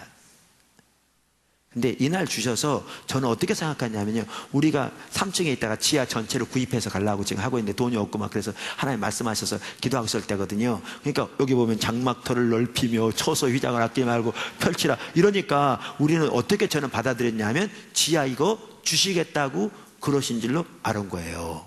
이렇게 감동 이렇게 딱 또렷하게 주시니까. 그랬잖아요. 장막터를 이렇게 하니까. 근데 제가 나중에 성경 읽다 보니까요, 갈라디아서 4장에 보면 사도 바울이 이삭과 이스마엘을 두 종류의 신앙체계로 비유합니다. 원래 성경은 비유적으로 해석하면 안 되는데 바울은 성령의 감동으로 예외적으로 이렇게 하고 있죠. 그러면 이삭을 십자가 복음에, 이스마엘을 율법주의로 포함한 거짓 신앙체계로. 그러면서 이사야서 54장 1절을 인용하면서 거기에 이 유업이 누구에게 주어진다고 말하고 있냐면 이삭에게 주어진다고 말합니다. 십자가의 복음에. 그게 딱 보여지는 순간 주님이 뭘 말씀하는지 알겠더라고요. 그동안 집중적으로 십자가의 복음에 서도록 주님이 해오셨는데 그 유업이 이 유업인 걸 보이신 겁니다. 이사야 하반부의 유업은 십자가의 복음에 선 자들에게 주어집니다. 여기 성경 이게 써있어요. 이거는요 성경 해석상 전혀 확실한 겁니다. 그래서 제가 그때 주님이 그때 주셨을 때 저는 처음에 이 지하 그거 주신다고 생각했었는데 그게 전혀 아니고 훨씬 광범위한 걸 말씀 알게 되었고 하나님 그대로 사실 열방을 열어가기 시작했습니다. 그리고 이사야 하반부를 그 다음부터 더 많이 깨닫게 하셨습니다. 제가 괜한 얘기 할지는 모르지만 1년 8개월 그러니까 1년 반 전에 사무엘 하 구제 읽는데 또렷하게 우리에게 주신 걸 제가 알겠더라고요. 써놨다니까요. 근데 지금 보니까 너무나 분명하게 성경적으로 연결되는 거죠. 하나님이 그 하나님의 비전을 위해 그것이 성취되도록 주님이 은혜를 주셔서 신앙의 본질부터 깨닫게 하신 게 지금 우리 인도하고 계시잖아요. 우리가 간 게 아니고 그분이 은혜를 주셔서 인도하고 계신데 이게 다윗에게 주신 은혜라는 겁니다. 이게 이사야서 55장이 말하는 은혜라는 겁니다. 그리고 그 은혜를 다윗에게 주신 은혜를 여기에 지금 요약해서 말하고 있다는 겁니다. 근데 어떻게 보면 그 일들이 똑같은 일들이 일어나고 있더라고요.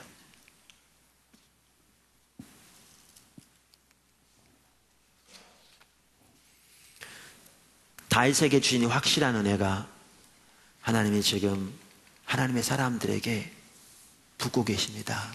그 일을 하고 계세요. 첫날 제가 말씀드렸잖아요. 샘물교 선교를 세우시다 하나님 징표로 세우셨다 그랬어요. 이 얘기는 하나님 하고 계신 걸 보여주는 것에 불과해요. 이 말은 하나님께서 다른 분들을 통해서 훨씬 더 놀라운 일도 하실 거예요. 하나님이 일하고 계신 걸 보여주는 것에 불과해요. 여러분이 하나님의 길을 보고 하나님의 길로 서면 그 은혜를 여러분에게 부으실 거라고요. 하나님이 지금 이 시대에 그 은혜를 붓고 계신다니까요. 다윗에게 허락하라 확실한 은혜를. 아멘. 이 다윗에게 허락한 확실한 은혜와 관련해서 또 한 가지 중요한 게 뭐냐 하면요, 하나님의 얼굴을 구하는 사람이 필수입니다. 이게 항상 출발점입니다. 항상 출발점이에요. 출발점이고요, 중간점이고 마지막점이고요, 처음이자 마지막이고요. 이게 그 모든 거라고 할 수 있습니다. 여기 이사야서 54장 바로 그걸 말하죠. 아까 이사야서 55장에 보면 다윗에게 허락한 확실한 은혜에 대해서 얘기했잖아요, 그죠? 그러면서 하신 말씀, 너희는 내게 나와 어떻게 하라? 들으라 그랬잖아요. 들으라 그랬는데 그 다음에 쭉 보시면요, 뭐라고 그러냐면 이렇게 말해요. 이사야서 55장 6절부터 보시면 이렇게 말해요. 바로 그걸 말하고 난 다음에 너희는 여호와를 만날 만한 때 찾으라. 가까이 계실 때 그를 부르라. 악인은 그의 길을, 불의한 자는 그의 생각을 버리고 여호와께로 돌아오라. 그리하면 그가 긍휼히 여기시리라. 우리 하나님께로 돌아오라. 그가 너그럽게 용서하시리라. 그러면서 내 생각은 내 생각 다르다. 이게 뭐세요? 주님을 찾으라는 거예요. 그런데 성경에서 말하는 주님을 찾으라는 말은 주님의 얼굴을 구하라는 말이에요. 그래서 내게 나와 내 목소리에 귀를 기울이고 순종하라는 거죠. 보이십니까? 여기 서야 돼요. 그러니까 하나님께서 여러분에게 하나님의 얼굴을 구하는 삶을 깨닫게 하시고, 그렇게 주님의 얼굴을 구하는 것이 여러분 유일한 목표고 목적이고, 주님을 알기를 구하고 주님을 예배하고 그분의 마음과 의중을 알아서 그 의중에 있는데 순종하고자 하는 마음으로 그분의 앞에 엎드리며 그분의 목소리에 청종하는 삶으로 인도하고 계시면 주님이 이미 여러분 삶 속에 이 일을 시작하고 계신 겁니다. 그 일을 시작하고 계신 겁니다. 이미. 그래서 여러분 일을 인도하셨다면 하나님 구체적인 계획이 있을 겁니다.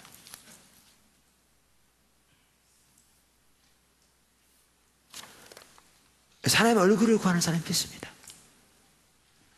가지 더 말씀드리면요, 이사야서 55장과 관련해서, 이거는 아까 54장도 마찬가지 다 그런데, 이게 다윗에게 주신 확실한 은혜이기 때문에요. 뭐 그렇지 않아도 이 지금 전체적인 하나님의 역사가 여러분 뭐냐면요, 한 가지 더 살펴볼 게 뭐냐면 그 영향력이 열방에 미치게 될 겁니다.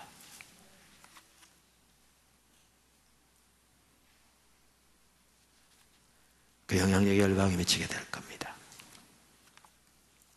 아까 이사야서 53장도 하나님 열방을 말씀하고 계십니다. 열방을 말씀하고 계십니다. 여기 이사야서 55장만 하다 아까 뭐라고 그랬어요? 난 이런 구절을 읽으면요, 이게 너무나 이렇게 허무함이 생기더라고요. 아까 55장 5절 한번 보세요. 555.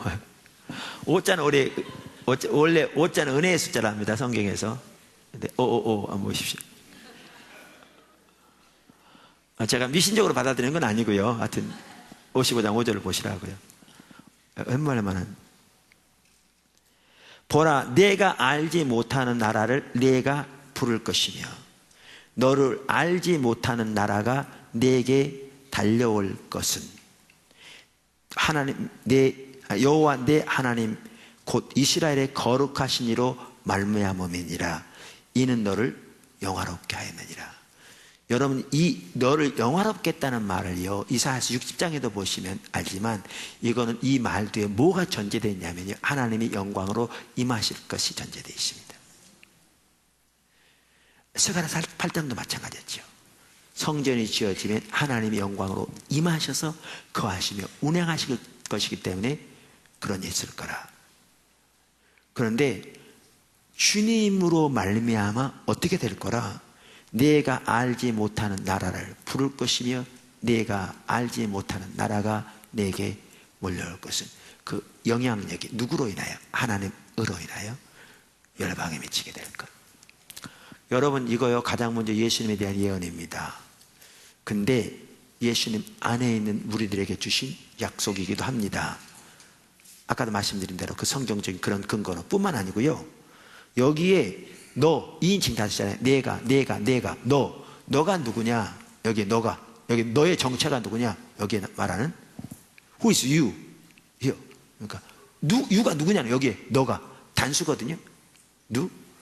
you가. 근데 누구냐는 거죠. 제가 가지고 있는 주석을 찾아보니까요, 거기 뭐라고 써있는 줄 아세요? 여기 you의 정체에 대해서, 너의 정체에 대해서 이렇게 표현하고 있습니다.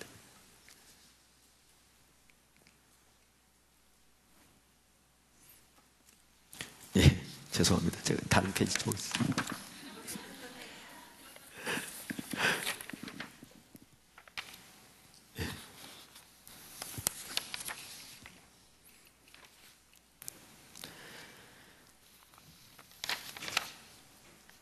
예, 거기에 너가 누구냐 이렇게 말하고 있습니다. 제가 본 주석에는 내가 그러면서 본 2인칭 주어를 메시아로 이해하는 견해도 있지만, 그러니까 여기에 너를 메시아를 보는 견해도 있다는 거죠. 그러면 학자 이름을 여기에 보면 화이브레이라는 이름의 학자를 대표로 써놨어요. 가로 열고 있지만 그보다는 영적 이스라엘로 파악하는 것이 더 자연스러울 것 같다. 그러면서 영적 이스라엘 누굽니까? 교회입니다. 교회로 보는 견해가 더 자연스럽을 것 같다면서 델리치라는 학자도 G.W. 그로게는 학자도 써놓으면서 지금 이 주석 학자는 이분들도 안 해요. 이분도 인용하면서 자기도 여기에 동의한다고 써놓은 거예요. 여기에 너는 예수님으로 볼 수 있지만 보다 더 교회로 이해하는 것이 훨씬 옳다는 거죠. 그러면 이 유업이 지금 교회에게 준 유업입니다.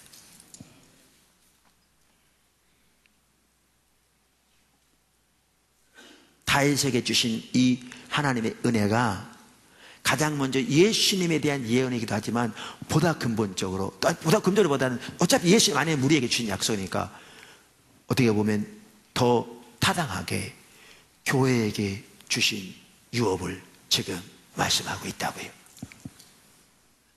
그래서 여기에 왜 이런 일이 있냐면요, 우리가 오늘 살펴볼 게 그 얘기입니다. 하나님이 부흥으로 임하실 것과 관련되는 건데, 하나님이 영광으로 임하시는 부흥으로 인하여 또 우리 가운데 하나님이 거하시며 운행하시는 것으로 인하여, 생명으로 인하여 영향력이 열방에 미치게 될 거라, 그 말입니다.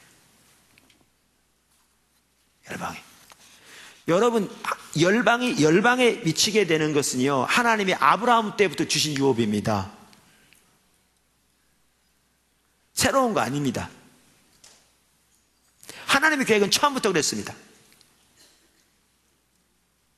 창세기 12장 하나님께 처음 아브라함을 부르실 때 본토 아비 친척집을 떠나라고 그러면서 뭐라고 했어요? 모든 열방이 너로 인하여 복을 받게 될 거라고 했습니다. 이것은 아브라함 한 사람이 주신 약속이 아니라 아브라함을 통해 세워질 하나님을 위한 한 백성을 위한 약속입니다. 그래서 이스라엘 세워졌고, 이스라엘 실패했을 때 유대인과 이방인 합하여 한 새 백성이 세워진, 그게 교회입니다. 교회를 향한 약속입니다. 뿐만 아니라 아까 살펴본 대로 하나님께서 열방에 대한 유업을 예수님에게 주셨습니다. 근데 그 유업이 예수님 안에 있는 무리들을 통해, 교회를 통해 성취됩니다. 뿐만 아니라 아까 이사야서 54장 보십시오. 우리 봤으냐? 1절 3절. 이사야 42장 우리 읽었잖아요. 6절. 이사야 49장 6절 읽었잖아요. 바울은 그것을 인용하면서 하나님이 자기에게 주셨다고 그러죠. 그러면서 열방을 향했습니다. 하나님 사용하시잖아요. 이처럼 하나님의 계획과 의도는 하나님 백성들 가운데 영광으로 임하심으로 그 영향력이 열방에 미쳐지기를 원하십니다. 이게 하나님께서 맨 처음부터 가지고 계신 하나님의 계획이요 의도입니다. 아브라함을 부르실 때부터. 그 일들을 이루기를, 우리 시대에, 우리 가운데 이루기를 원하신다는 거죠. 이게 복된 일이죠.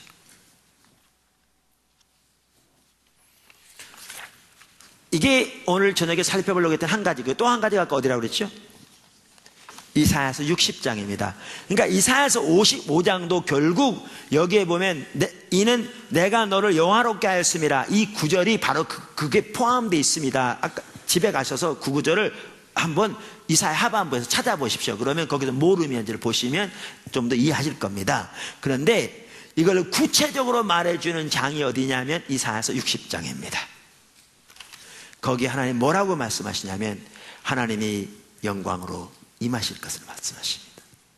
이게 부흥입니다. 이게 하나님의 부흥이에요. 하나님이 지금 행하시면은, 우리를 초청하시면은, 우리를 인도하시면은 하나님의 부흥이 포함되어 있다는 겁니다.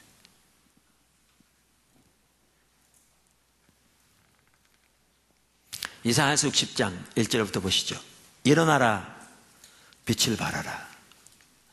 여러분, 가끔 우리가 이제 제가 주일날 교회에서 성경을 통해서 하나님의 음성 듣는 것 이렇게 살펴보거든요. 근데 성경에서 하나님의 음성 듣는 것 할 때도요, 저는 중요한 게 문맥이라고 생각합니다. 그러니까 예를 들면 아까 그 이사야서 54장을 주셨을 때 지하 이렇게 살라고 그럴 때 우리는 그렇게 취하는 경향이 많아요. 이거 지하 주시려고 그런 거다. 근데 그 구절은 지하에 대한 구절이 아니에요. 아니, 내 얘기는 이 구절은 성전터 넓히는 것에 대한 구절이 아니라고요. 그러니까 우리가 하나님께서 말씀하셨을 때에도 그렇게 하나님의 그 성경에서 말하는 진정한 의미를 이해하는 게 중요합니다. 내가 왜 이렇게 하냐면, 여러분이 기도 중에 하나님께서 일어나라 빛을 발하라 그랬으면요, 그 말이 무슨 말인지 모르셨다면 지금 이 말씀하고 있는 겁니다. 하나님이 지금 이 시대 하고 계신 이 일로 여러분을 초대하고 계신 말이라니까요. 그렇게 성경에서 말하고 있는 진정한 의미를 알아야 하나님께서 여러분에게 감동 주실 때, 성경 통해 말씀하실 때 그 말의 의미를 알 수 있다니까요. 제가 그 말하려고 한 겁니다. 그렇게 말하는 거죠. 일어나라, 빛을 발하라. 이는 내 빛이 이르렀고 여호와의 영광이 내 위에 임하였습니다. 부흥입니다. 부흥.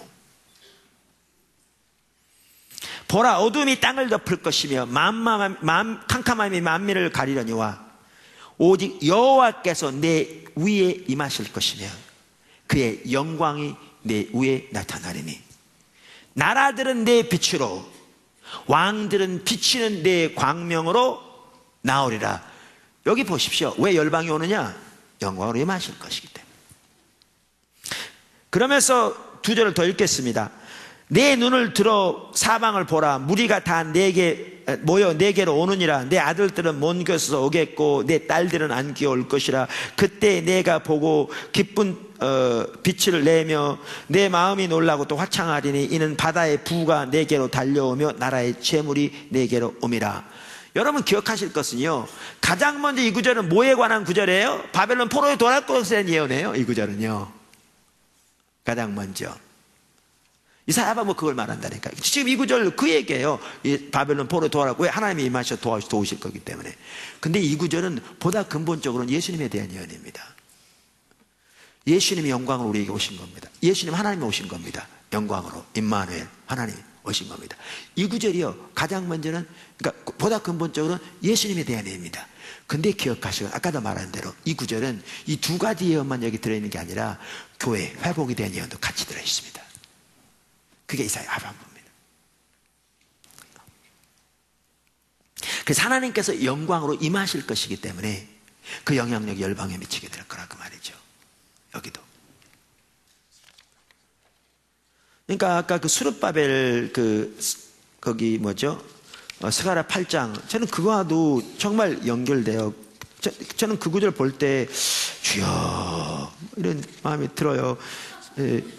왜냐하면 8장 21절 보세요. 여러분 안 드신가 봐. 그래.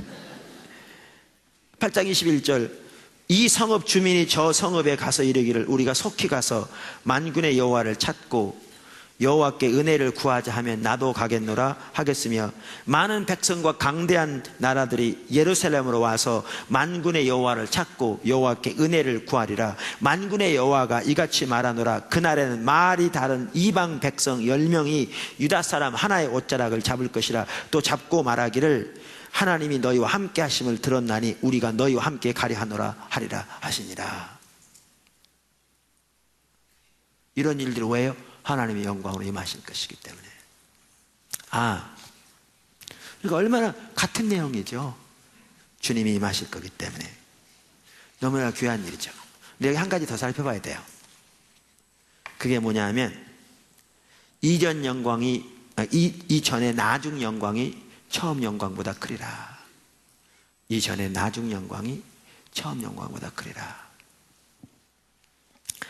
이사야서 60장만 하더라도 저는 학개서 2장에 나오는 예언과 같은 맥락이라고 생각하거든요. 아까 스가랴 학개 같은 거라고 그랬는데 학개서 2장을 한번 보실래요?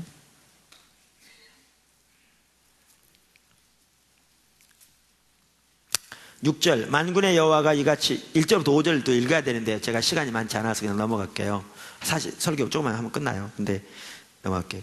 만군의 여호와가 이같이 말하노라. 조금 있으면 내가 하늘과 땅과 바다와 육지를 진동시킬 것이요 또 모든 나라를 진동시킬 것이며 모든 나라의 보배가 이르리니 내가 이 성전에 영광으로 충만하게 하리라. 만군의 여호와의 말이니라.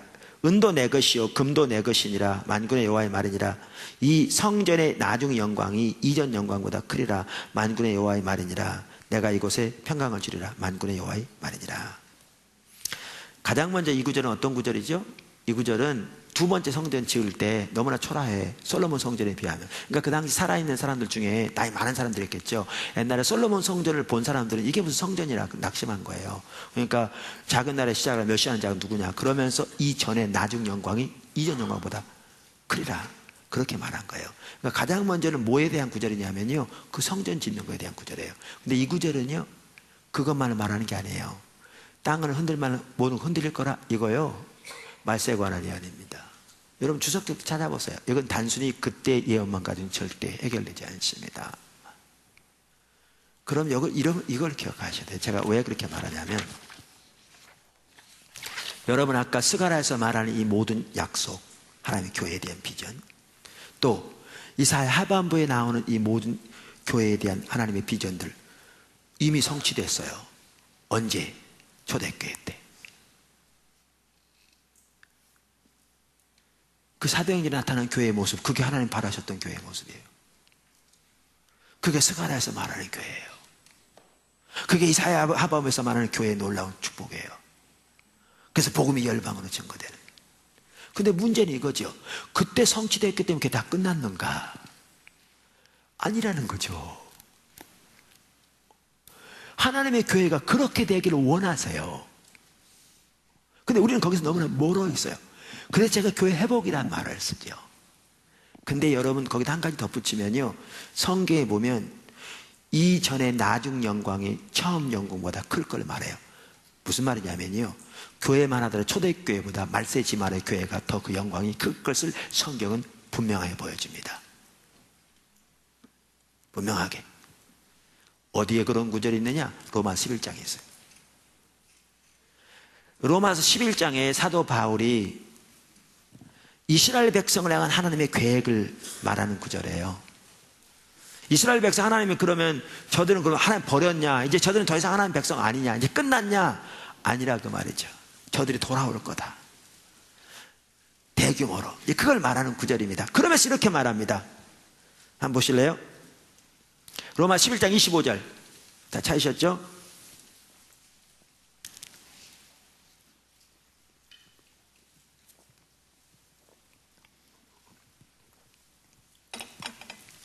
형제들아, 너희가 스스로 지혜 있다 하면서 이 신비를 너희가 모르기를 내가 원하지 아니하노니. 제가 가끔 말씀드리죠. 어떨 때 성경 읽다 보면 좀 희한해. 너희가 알기를 원하노니 그럼 될 텐데 모르기를 원하지 아니하노니. 이렇게 보면 그래요.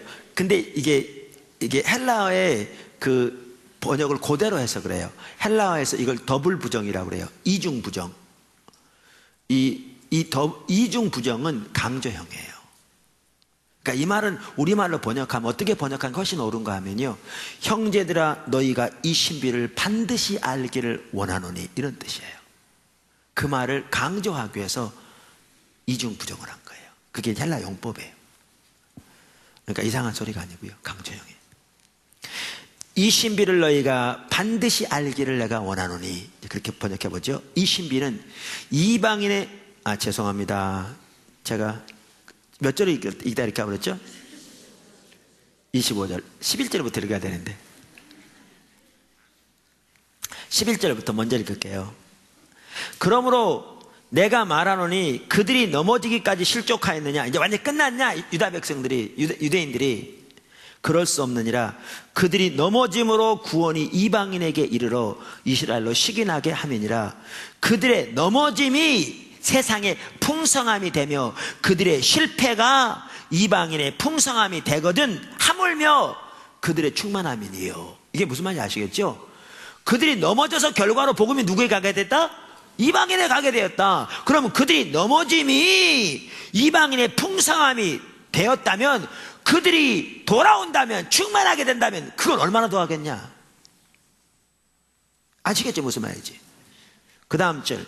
내가 이방인인 너희에게 말하노니 내가 이방인의 사도인 만큼 내 직분을 영광스럽게 여기노니 이는 혹 내 권력을 아무쪼록 시기하게 하여 그들 중에 얼마를 구원하려 함이라. 15절 보세요. 그들을 버리는 것이 세상의 화목이 되거든 그 받아들이는 것이 죽은 자 가운데서 살아나는 것이 아니면 무엇이 되리요? 그러니까 유대인들이, 하나님의 백성이, 유대인들이 참 감람나무 가지가 꺾어져서 벌어지게 됨으로써 거기에 돌 감람나무가 접붙여서 이방인의 풍성함이 되었다면 저들이 받아들인 것은 얼마나 더 놀랐겠느냐. 그거를 한마디로 표현하기를 죽은 자가 살아나는 것이 아니겠느냐. 그러니까 무슨 아시겠죠? 그러면 이 유대인들이 돌아오는 게 언제 일어나느냐? 그게 25절부터 나온 얘기입니다. 돌아오는 게 대규모로. 형제들아 너희가 스스로 지혜 있다 하면서 이 신비를 너희가 반드시 알기를 원하노니, 이렇게 번역할 수 있다고 그랬죠. 이 신비는 이방인의 충만한 수가 들어오기까지 이스라엘의 더러는 우둔하게 된 것이라. 그리하여 온 이스라엘의 구원을 받을 것이라. 구원자가 시온에서 오사 야곱에서 경건하지 않은 것을 돌이키겠고 내가 그들의 죄를 없이 할 때 그들에게 이루어질 내 언약이 이것이라 한 것 같으니라. 이걸 보면요, 언제 이스라엘 돌아온다고요? 말세지말에. 그러니까 말세지말에 대규모로 유대인들이 돌아올 겁니다. 성경이 예언하면 유대 나라를 따라 세워서 이스라엘 백성이 둘이 되는 게 아니고요, 저들이 예수님께 돌아올 겁니다. 그게 성경이 말하는 예언입니다. 그럼 이렇습니다. 저들의 버려짐이 초대교회입니다. 그 당시에 이 하나님의 비전이 이루어지듯 너무나 놀라웠게 이루어진 귀한 축복이 있었죠.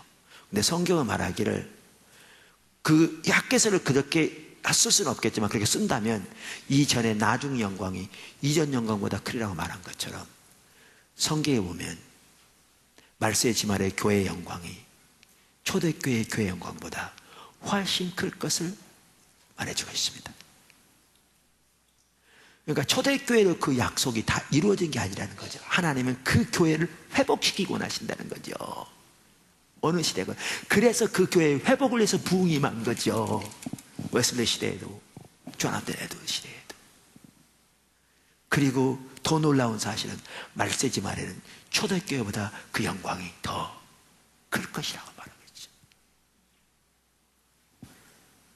그러니까 이사야 하반복은 스가랴서는 그 주님이 보신 비전과 열망은 바로 오늘날 이 시대 우리들에게도 정확하게 해당되는 말씀이고 그 일을 우리 가운데서 하나님이 이루시기를 이 나라에서 이루시기 원하는 이 시대 그 열망인 것을 볼 수 있습니다.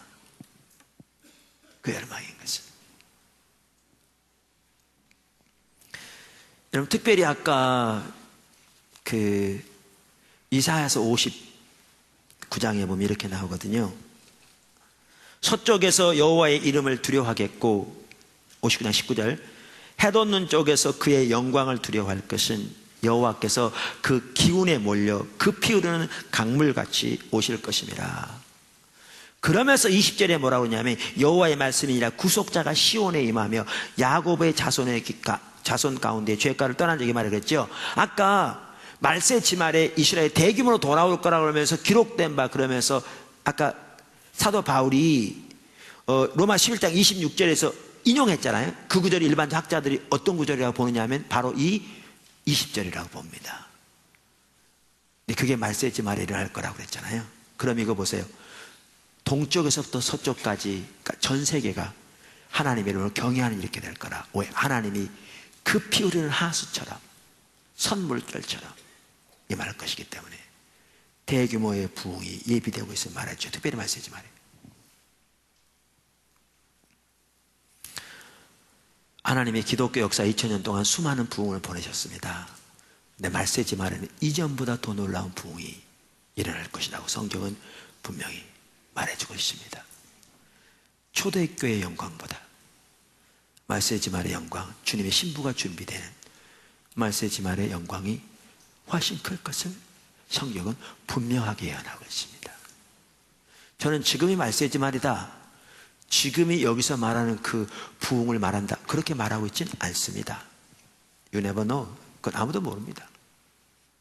제 얘기는 하나님은 하나님의 교회가 그렇게 회복되기를 원하시고 그 영광 중에 임하시기를 원하시는데 그러한 유업으로 지금 이미 우리 가운데 일하고 계시며 초대하고 계신다. 이건 분명하다.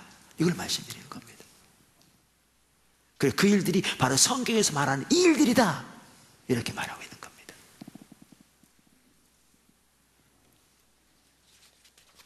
한두 가지만 간단히 말씀드리고 마칠 텐데요. 여기서 또 하나 가지 볼 수 있는 것은요, 저는 부의 회복도 포함된다고 생각합니다. 이건 중요한 일은 아닌데 저렇게 생각합니다. 하나님 부흥 임하실 때 바다에 풍부가 몰려올 거라고 그랬거든요. 그러면서 아까 거기 구절도 그랬죠. 저는요, 여러분 저를 아시잖아요. 제가 거짓 신앙은, 그러니까 기복 신앙은 거짓 신앙 체계라고 말하는 사람입니다. 그러니까 세상의 목적을 위해 하나님을 수단 삼는 그런 복복하는 그것은 참다운 신앙이 아니라고 말하는 사람입니다. 그 참다운 신앙 아닙니다. 그러니까 제가 부를 추구하기 위해서 예수 믿고 전혀 그런 사람이 아니고 그렇게 설교해 본 적이 없고요. 그런 자세가 잘못됐다고 말하는 사람입니다. 근데 제 견해와는 상관없이 하나님 부흥 임할 때 부가 회복될 것을 말합니다. 아까 구절들 학계에서도 2장도 그렇고. 저는 제가 첫날 말씀드렸잖아요. 하나님이 강력하게 임하시면서 우리나라 그때 IMF였는데 우리나라에 두 번째 유업을 주실 거라고 말하면서 부도 포함되는, 그냥 감동 주셔서 알았습니다. 근데 성경에 보니까 부흥으로 임하면 부가 회복되더라고요. 제가 어느 나라는 말 안 하는데요.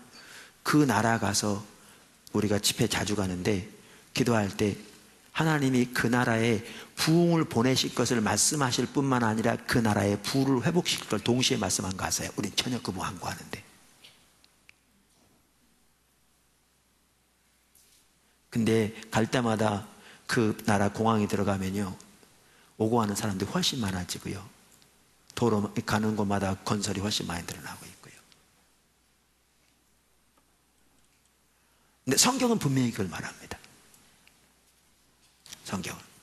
또 하나 마지막으로 간단히 말씀드리면 준비돼야 합니다. 준비돼야 합니다. 아까 학개서 2장에 뭐라고 그랬냐면 그때에는 2장 6절에 만군의 여호와가 이같이 말하노라 조금 있으면 내가 하늘과 땅과 바다와 육지를 진동시킬 것이요 또한 모든 나라를 진동시킬 것이며 모든 나라의 보배가 이르리니 여기도 나오죠. 내가 이 성전의 영광이 충만하게 하리라 만군의 여호와의 말이니라. 근데 히브리서 신약 성경 히브리서 12장 26절 보면요 바로 이 구절을 인용합니다. 그러면서 이게 앞으로 일어날 거라고 말합니다. 이미 일어난 게 아니고 신약시대가 돼야 되는데. 제가 읽어보겠습니다. 그때에는 그 소리가 땅을 진동하였거니와 이제는 약소가 이르시되 내가 또 한 번 땅만 아니라 하늘도 진동하려 하셨느니라. 이때는 모세 시대를 말합니다. 그러면서 또 한 번이라 27절 이 또 한 번이라 하심은 진동치 아니하는 것을 영존하게 하기 위하여 진동할 것들 곧 만든 것들의 변동될 것이 나타내심이라. 이게 언제를 말하느냐? 아까 학개서 2장을 말하는 겁니다. 이게 일어날 거다.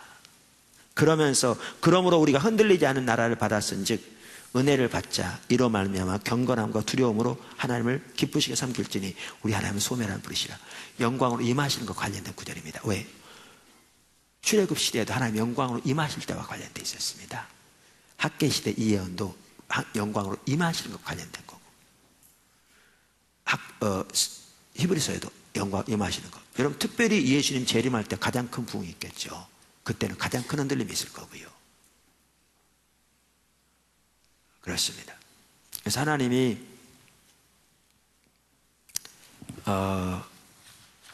이 시대에 하나님의 그 유업으로 우리를 초대하고 계신데 그 하나님의 비전, 그 열망, 이번 주간에 그러한 비전들을 같이 나누고 그 비전들이 이루어지도록 우리 삶을 드리기를 원하고 하나님이 그 하나님의 비전을 향한 교회를 향한 질투로 인해서 은혜를 붓고 계시고 역사하시고 이런 부분들을 쭉 살펴봤는데 기회 되시면요 집에 가셔서 설교를 반복적으로 이렇게 같이 연결해 들으시면 더 전체가 보일 수도 있을 거라고 생각해요. 성경도 찾아가시면서. 근데 여기에 같이 가는 게 뭐냐? 하나님의 부흥이라는 겁니다. 하나님이 영광으로 임하시는 부흥. 근데 저는 이 일들을 하나님이 이미 우리 가운데 시작하고 계시다고 믿습니다. 시작하고 계시다고 믿습니다. 그리고 그리로 초대하고 계시다고 믿습니다. 그래서 여러분들이 그런 성경 구절들을 보면서 우리가 어떻게 서야 할 건지, 어떻게 주님 앞에 더 나와 청종하며 서야 할 건지, 어떻게 십자가에 관한 삶을 더 살 건지, 어떻게 주님의 은혜를 구하여 설 건지, 어떻게 주님의 약속 붙들고 믿음으로 설 건지, 어떻게 아버지의 목적에 담대함을 서서 두려워하지 않고 삶을 드릴 건지, 또 어떻게 우리의 삶을 준비할 건지, 어떻게 하나님의 부흥을 위해 기도할 건지, 이렇게 하나님의 인도하심에 맞추어 나가면 여러분 생각에 지금 전혀 안 될 것 같을지 몰라도 아까 제가 말한 것처럼 제가 그렇게 느꼈을 때처럼 그렇게 여러분들이 주님이 보이신 대로 나가면 여러분도 모르는 사이에 하나님을 여러분에게 오셔서 여러분 가운데 일하시고 여러분을 통해서 일하고 계신 것을 여러분들이 발견하게 될 것입니다. 그 축복이 여러분 모두에게 반드시 임하기를 예수님 축원합니다. 아멘.